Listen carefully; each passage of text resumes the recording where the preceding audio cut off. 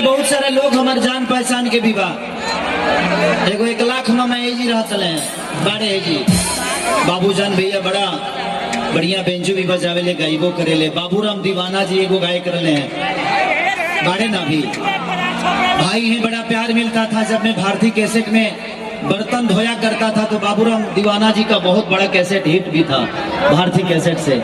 तो बड़े अच्छे अच्छे लोग यहाँ पे गंगा कैसेट भी इधर ही है, मैं आया हूँ। जनार्दन जुगनू जी एक है, पागल प्रदीप जी, सब लोग इधर ही रहते थे।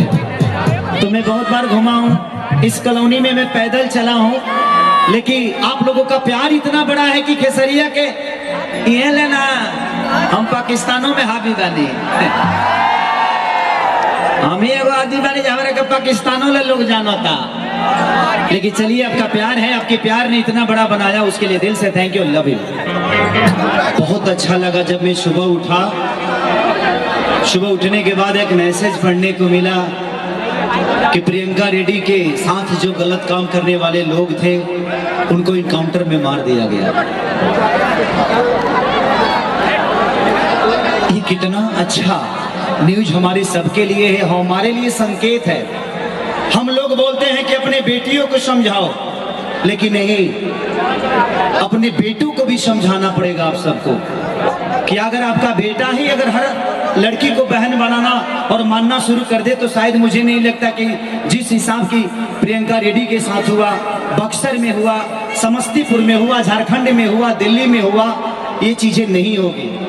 हमें जानना पड़ेगा कि हमारे घर में एक बेटी है, हमारे घर में भी बहन है, और वो भी किसी की माँ थी, किसी की बहन थी जिसके साथ हमने गलत किया। ये हमारे समाज के लिए अच्छी चीजें नहीं है। इसलिए मैं आप सबसे अपील करना चाहता हूं कि जिस माँ के कोख से पैदा होते हैं हम, अगर उस माँ के कोख कोई गंदा कर देंगे तो शायद हमें इस धरती पे आने का कोई मतलब नहीं।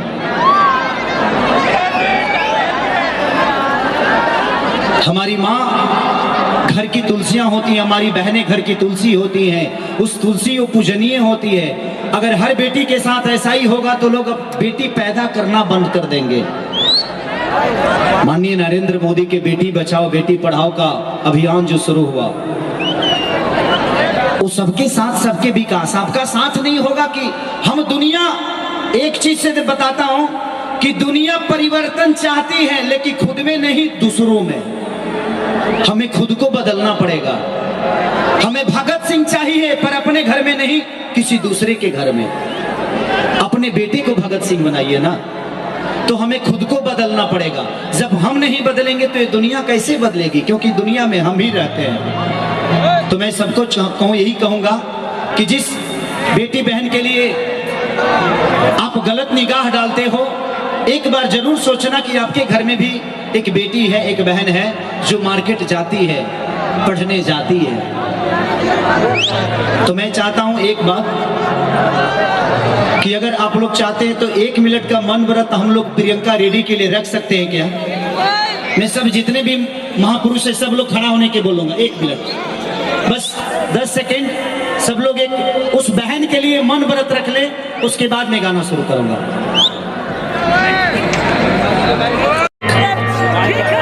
कारे बबलू हो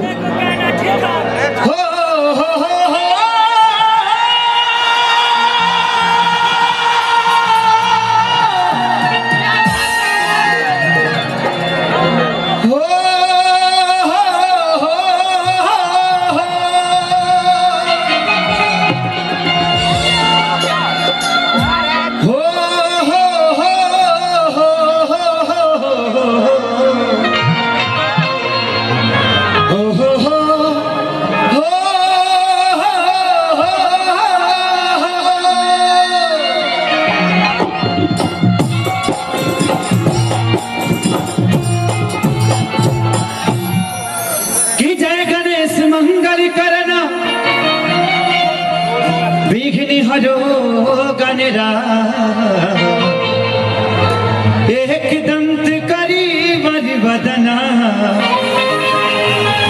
सीधी करो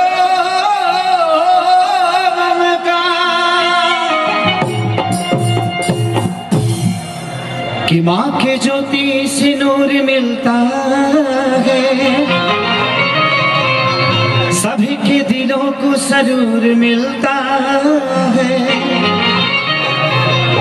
कि माँ के दरबार में जो जाए खाली हाथ उसे कुछ ना कुछ जरूर मिलता है।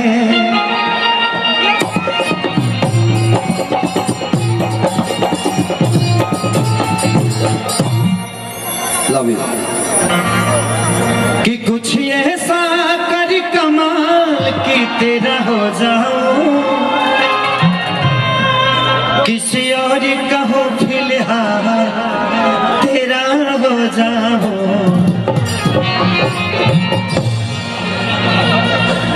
आई एगो भक्त माई के कुछ कहिए ओकरा बात तू लो जानते बड़ा जे का गावे के बाद तू लो जानते कि माटी के मूर्ति से तकली मुस्काई के 1 2 3 4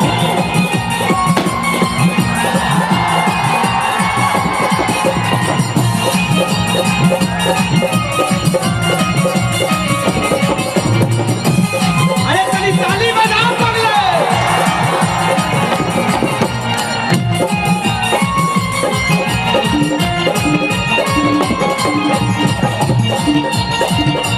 माटी के मूर्ति से तकेली मुस्काई के, माटी के मूर्ति से तकेली मुस्काई के।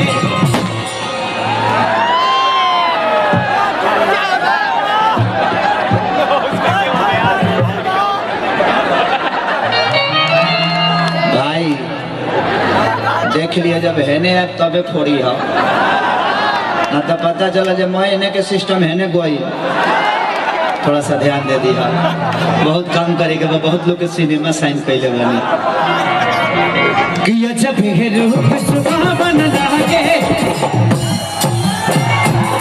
जब रूप सुहावन लागे दुर्गा माई के। माटी के मूर्ति से तकेली मुस्काई के, माटी के मूर्ति से तकेली मुस्काई के। प्रेम से बोली सच्चे दरबार की। मैं जानता हूँ खुशियाँ हर आप सबके जीवन में हर साल होता है, लेकिन क्या करें खेसारी को जो बुलाता है वो जायसवाल होता है। Love you Jaiswali. कि अजब रूप सुहावन लागे,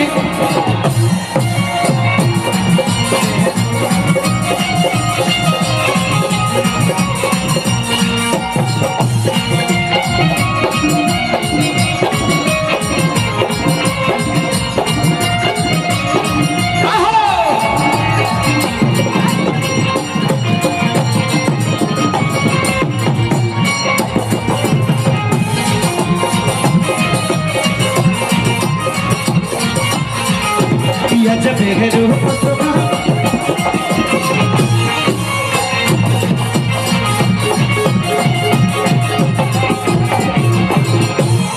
वाह वाह कि यहाँ की खाती आग बाड़ी, अरे पानी खाती पानी, जे जैसे चाहे वैसे अरे मिले माता रानी। कि यहाँ की खाती आग बाड़ी पानी खाती पानी, जे जैसे चाहे वैसे मिले माता रानी।